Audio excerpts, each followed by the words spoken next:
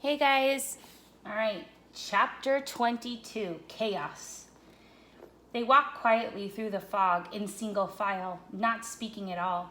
They could make out no features of the landscape.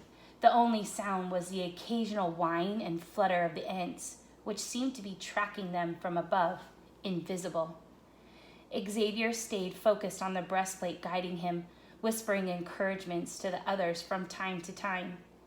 Evan stayed close behind him, followed by Brianna, then Levi, then Manuel.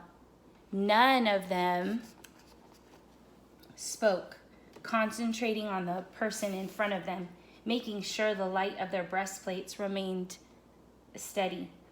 The ground beneath their feet was soft and sticky like thick mud, but at least it felt somewhat solid and they weren't sinking.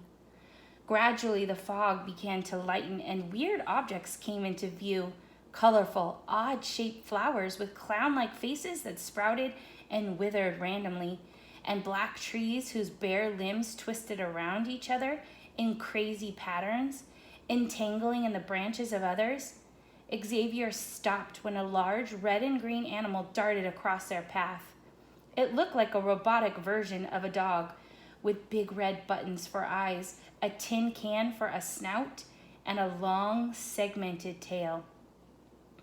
"What was that thing?" asked Evan, gazing into the fog where the dog had disappeared. Xavier had no idea. Confusion. This was a world of confusion where nothing made any sense. Large, lumpy objects began to appear along the path as they walked. They were like rocks, but different too. Spongy, not hard. Brianna tripped over one and it caught her boot, sucking it in. She gasped, yanking her foot away quickly. "That rock," she said, panting. "It tried to grab me." "Don't go near them. Stay on the path," Xavier said. Above them, the ants wheeled in relentless circles below a red-purple sky. The ground dipped down into a narrow ravine, but instead of water at the bottom, the kids saw a thick green substance jiggling like jello. They stopped, watching. Evan bent to put a finger in it to see if it really was jello. "Don't!" Xavier said sharply. "Jump over it. Don't touch it." He knew that nothing in this land could be trusted. He crouched down and jumped with both feet, his boots taking him safely over the jello stream to the mucky ground on the other side. The other kids followed his lead, all landing safely. "Makes me hungry," Evan mumbled. The other kids looked at him. He shrugged. "What? I like jello." They climbed up out of the ravine and then stopped again, confronted by a complicated web of steel girders blocking their path. The ground itself seemed to have disappeared, replaced by metal beams crisscrossing in random patterns, suspended in space. Xavier hesitated, his breastplate blinking a warning. "What is it?" asked Levi. None of them knew. They were surrounded by a complex maze of steel girders like the inside of a roller coaster or an unfinished skyscraper. Remnants of the angry sky shone through here and there, as did the shadow of a huge skypod that loomed overhead. "I think this might be the entrance to the fortress," said Xavier. Then, under his breath, chaos. Can you guys see the picture? Oh. He looked down at his breastplate as his breastplate began to glow steadily, pointing straight ahead. "Okay, we're going in." "In there?" said Manuel, his voice shaky. Xavier nodded. "Follow in my footsteps. Stay close." Xavier picked his way carefully through the warren of girders, stopping often to make sure the others were following. The breastplate changed directions frequently and unexpectedly.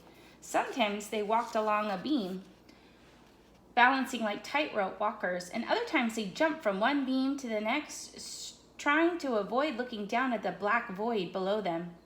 At one point, Xavier paused and looked up again. The maze of girders was growing taller, the girders lengthening, twisting, and turning around each other, reaching into the red, bruised sky.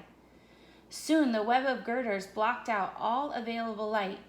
The kids were enveloped in darkness, seeking their way with nothing but the breastplates to guide them.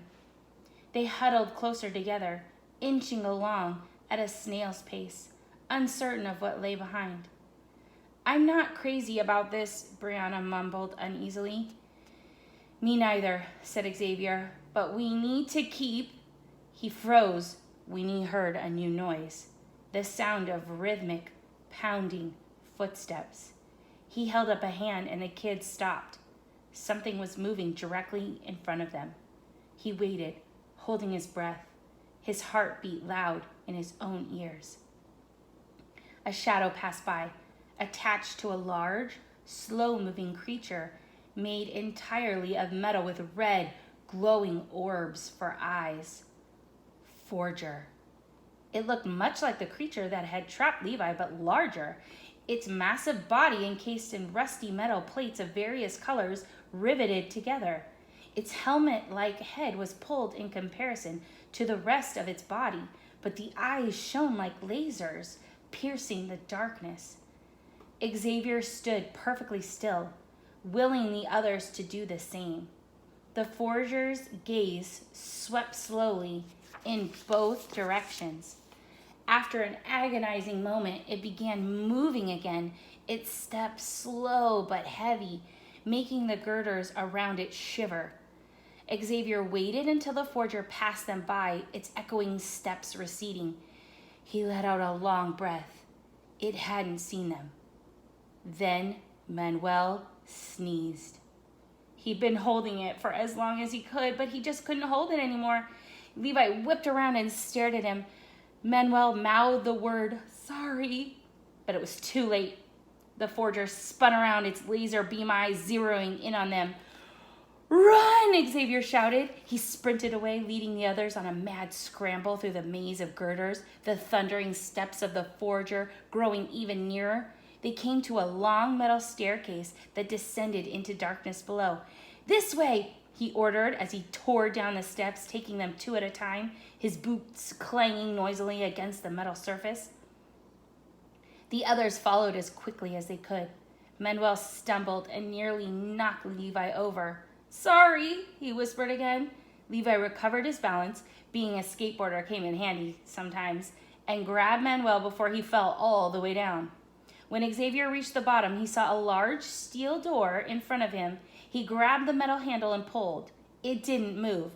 Locked. Dead end. The breastplate went dark. That's the end of the chapter. Oh my gosh. Okay. I will read 23 tomorrow. Sorry.